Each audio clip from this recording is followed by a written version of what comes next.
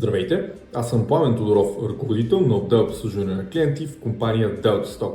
Днес с вас ще разгледаме най-интересните новини на финансовите пазари за периода от 2 до 6 март включително. Седмицата между 2 и 6 март на финансовите пазари бе доминирана от една тема – ескалацията на конфликта с Иран и последствията за глобалната икономика, петрола, цените метали и индексите. С вас ще разгледаме как реагираха петролните пазари, какво показват данните от Crude Oil Inventories, Initial Jobless Claims и Non-Farm Payrolls и как се представиха трите основни индекса – S&P 500, NASDAQ и Dow Jones. В края на февруари и началото на март напрежението в Близкият изток ескалира след военните удари на САЩ и Израел срещу Иран, което доведе до сериозна нестабилност на финансовите пазари. Иран реагира с военни действия и заплаха за корабоплаването в Ормузския проток, ключов маршрут, през който минава около 20% от световния петролен трафик. Това веднага създаде страх от сериозно прекъсване на доставките на петрол, което е основният фактор за движението на пазарите през седмицата. Петролните пазари реагираха почти моментално. В началото на седмицата Брент се повиши от около $73 до над $83 за барел, а по-късно цената продължи да расте и достигна цели $89, което е най-високото ниво от почти 2 години. Това означава едно от най-силните седмични поскъпвания на цената на петрол от 2020 година насам. Причината е проста. Ако Ормузския проток бъде затворен или сериозно ограничен, глобалното предлагане на петрол може да спадне рязко. Някои анализатори дори предупреждават, че при продължителна ескалация петролът може да достигне 100, а някои твърдят дори $150 за барел. При подобни геополитически кризи инвеститорите обикновено търсят защита в ценни метали като злато и сребро.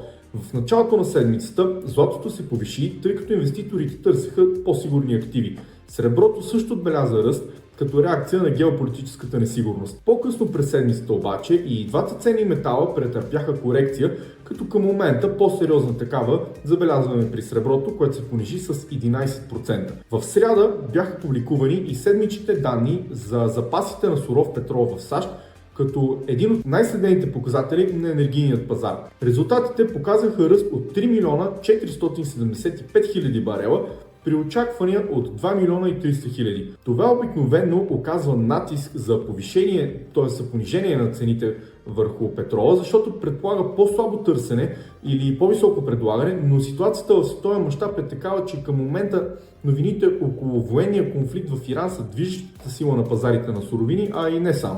В четвъртък излязоха и едни от най-следените данни за американската икономика – Initial Jobless Claims. Последните числа показаха 213 000 нови заявления за помощи при безработица, което е точно колкото и предходната седмица, но малко по-добро от прогнозата на икономистите от 215 000. Волатилността на петрола и геополитическото напрежение оказаха силно влияние върху фондовите пазари. Седмичните движения бяха следните.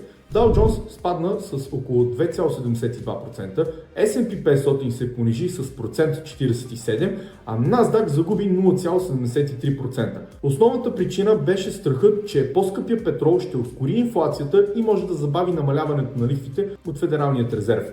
Някои анализатори дори предупреждават, че продължителен конфликт може да създаде глобален икономически риск и по-ниски прогнози за растеж. В петък излезе и всъщност най-важният икономически отчет за месеца – Non-Farm Payrolls. Данните показваха изненадващо слаб пазар на труда, като американската икономика е загубила 92 000 работни места при очаквания от ръст от около 58 000. Предходният месец беше отчетен растеж от цели 126 000 работни места, което прави новите данни сериозно негативна изненада за пазарите. Ако конфликтът в Близкия изток продължи да ескалира, енергийните пазари и инфлацията ще останат ключовия фактор за движението на финансовите пазари през следващите седмици.